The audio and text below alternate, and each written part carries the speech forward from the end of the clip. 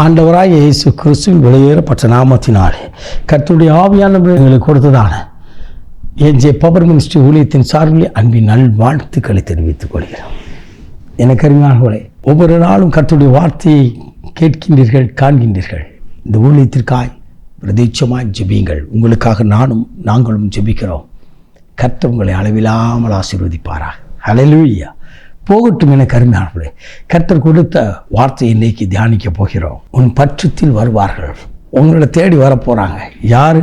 வேதம் சொல்கிறது. ஏசியா தீர்க்கதரிசி புத்தகம் 54ஆம் அதிகாரம் 15வது இறை வார்த்தை சொல்கிறது, எவர்கள் உனக்கு விரோதமாய் கூடுகிறார்களோ அவர்கள் உன் பட்சத்தில் வருவார்கள். எவர்கள்? ஏதோ ஒரு கூட்டம், ஏதோ ஒரு ஜனம், யாரோ ஒருவர் உங்களுக்கு விரோதமாக உங்கள் கூடயே இருப்பாங்க, உங்கள் கூடயே ட்ராவல் பண்ணியிருப்பாங்க, உங்கள் கூட இருந்திருப்பாங்க. ஆனால் அவங்க தான் உங்களுக்கு விரோதமாக இருப்பாங்க. ஒரு நாள் நன்மை பெற்றிருப்பாங்க உங்கள் கரத்தினால. நீங்கள் வந்தால் போதும், நீங்கள் இருந்தால் போதும், நீங்கள் தான் இந்த காரியத்தை செய்வீங்கன்னு சொல்லிப்பாங்க. அவங்களே உங்களுக்கு விரோதமாக எழுப்பியிருப்பாங்க. ஆண்டவர் சொல்கிறார், இன்றைக்கு பரிசுத்த ஆவியின் மூலமாய் கர்த்தருடைய ஆவியானவர் சொல்கிறார், அவங்கெல்லாம் உங்கள் பக்கத்தில் வருவாங்க. எப்போ? வேதம் சொல்கிறது, அதே 54ஆம் அதிகாரம் 17வது வசனத்தில், உனக்கு விரோதமாய் உருவாக்கப்படும் எந்த ஆயுதம் வாய்க்காத போகும். எந்த ஆயுதம், இது அல்ல, அது அல்ல, அப்படி இல்லை, இது இல்லை, ஒன்றும் இல்லை. உன்னை குற்றப்படுத்தினாவே நீ குற்றப்படுத்துவா. எவர்கள் உனக்கு விரோதமாய் எழும்பினார்களோ கூடுகிறார்களோ அவங்க தான் உன் பட்சத்தில் வருவாங்க. இதோ அது என்னால் உண்டான குற்றம் அல்ல, என்னால் உண்டானது அல்லப்பா. இது மற்றவன் அவன் சுய பலத்தினால, அவன் சொந்த பலத்தினால, பணத்தினால, பெருமையினால, ஆணவத்தினால நான் யாருன்னு சொல்கிறது கூடுறான். நீ அப்படி இல்லை, நீ என்னுடையவன். உனக்காகத்தான் நான் ரத்தம் சிந்தினேன், உனக்காகத்தான் ஜீவனை கொடுத்தேன், உனக்காகத்தான் நான் மரணத்தை ஜெயித்தேன். நான் உன் கூட இருக்கிறேன். அவங்க உன் பட்சத்தில் வருவாங்க. உன்னை அழைத்தது நான் தான், உன்னை அபிஷேகித்தது நான் தான், உன்னோடு கூட இருக்கிறது நான் தான். பயப்படாதே என்று திட்டுகிறார். ஹல்லேலூயா, ஹல்லேலூயா. எனக்கு அருமையானவர்களே, எவர்கள் கூடி நிற்கிறார்களோ, எவர்கள் உங்களுக்கு விரோதமாக இருக்கிறார்களோ அவர்களை கர்த்தர் கொண்டு வருவரை நீங்கள் அமைதியாக இருங்கள். தேவ சமூகத்தில் காத்திருங்கள். தேவ சமூகத்தில் துணிகரமாய் இதையும் பேசாதபடி தாழ்மையோடு காத்திருங்கள். அவர் கொண்டு வருவார். அவர் வரும் வரை காத்திருங்கள். அதுக்கு ஒரு நாள் இருக்குது, அதுக்கு ஒரு நாள் இருக்குது. உங்களை தூற்றி தெரிஞ்சவங்க உங்கள் பக்கத்தில் வருவாங்க, உங்களை தேடி வருவாங்க.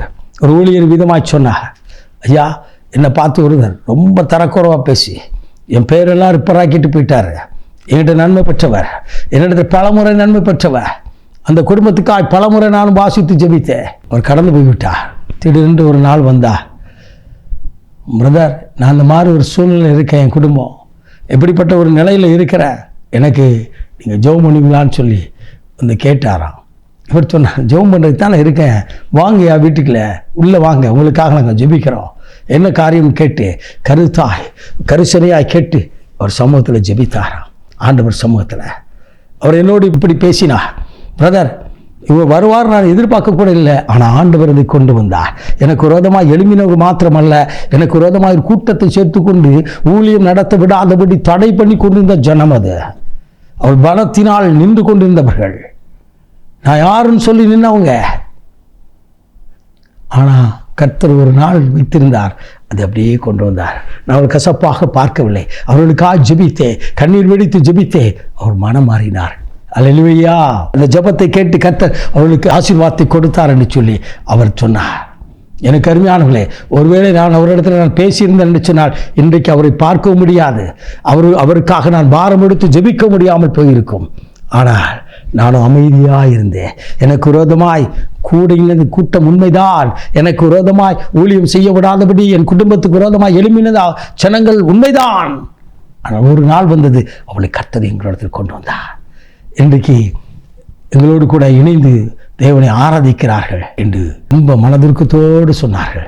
கடந்த சில மாதங்களுக்கு முன்னதாக என்னை கேட்டுக்கொண்டிருக்க அன்பு நண்பா, அன்பு சகோதரியே, நான் தனியாக இருக்கிற, தள்ளப்பட்டு நிற்கிற, எனக்கு விரோதமாக அப்படி இருக்குது இப்படி இருக்குன்னு நினைக்கிறாயோ, கலங்காதீரே, கர்த்தர் பட்சத்தில் இருக்கிறா.